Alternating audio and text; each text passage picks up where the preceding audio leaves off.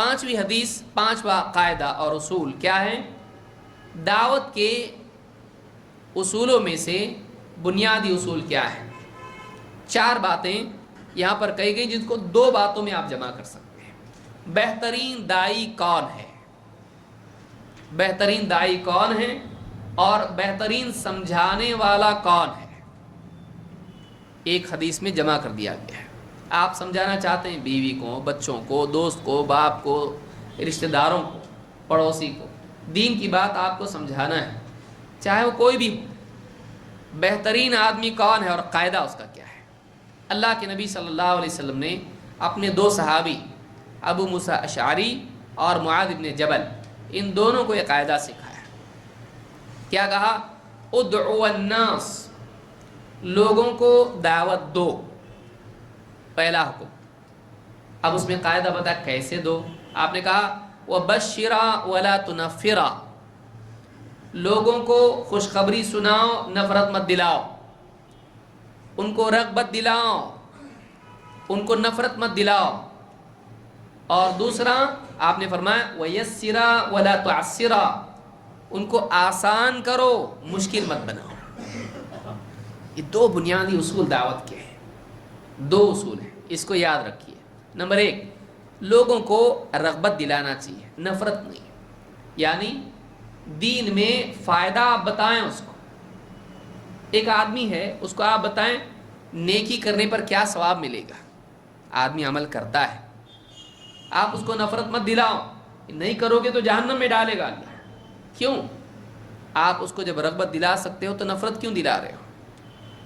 آپ وعید کی، ہمیشہ جہنم ہی کی باتیں لوگوں کے سامنے کرتے رہیں، دیکھو تم لوگ دین پہ نہیں چلو گے جہنم میں جاؤ گے، دلوں میں نفرت پیدا ہوتی ہے۔ اللہ کے بارے میں دلوں میں آئے گا کہ اللہ تعالیٰ کیسا ہے، خالی عذاب ہی دیتا ہے، یہ نہیں کی تو عذاب، وہ نہیں کی تو عذاب، یہ نہیں کی تو سزا، دنیا میں عذاب، آخرت میں عذاب۔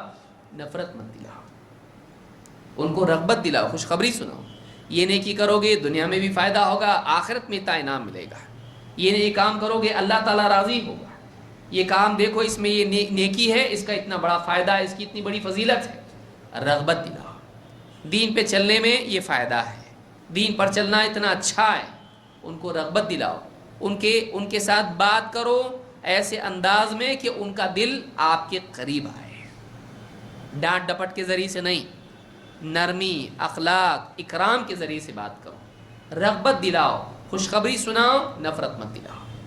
پہلا قاعدہ، یعنی اس میں آپ اگر اس کو ایک جملے میں اگر اس کو آپ سم اپ کریں گے تو مطلب یہ ہے آپ اس کے جذبات کی رعایت کرو۔ کسی سے بات کرو آپ اس کے جذبات کو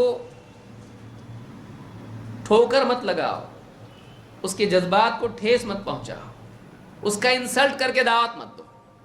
اگر آپ اس کو اس کا دل دکھا کے دعوت دو گے آپ کی بات وہ نہیں مانے گا، لیکن اکرام کے ساتھ دعوت دو گے مانے گا، نرمی کے ساتھ دعوت دو گے وہ مانے گا، اس کو خوشخبری سناؤ گے، رغبت دلاؤ گے، فضائل سناؤ گے، اس کے دل میں جذبہ کرنے کا پیدا ہوگا، نفرت پیدا نہیں ہوگی۔ نمبر 1۔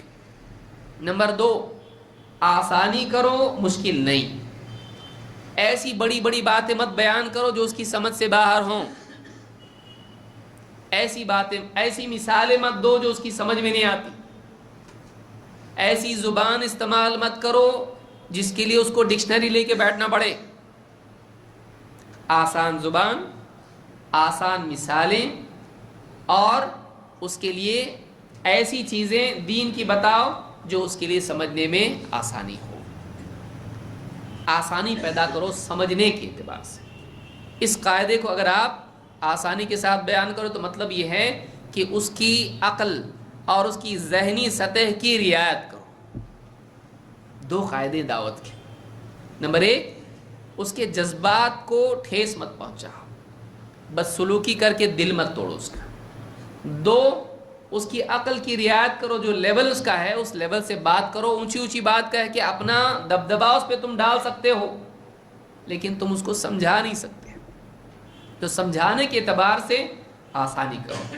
تو یہ دعوت کا اصول اللہ کے نبی صلی اللہ علیہ وسلم نے بیان کیا ہے، رغبت دلانا، آسانی سے سمجھانا، رغبت دلانا اور آسان کرنا، یہ دعوت کا بہترین اصول ہے۔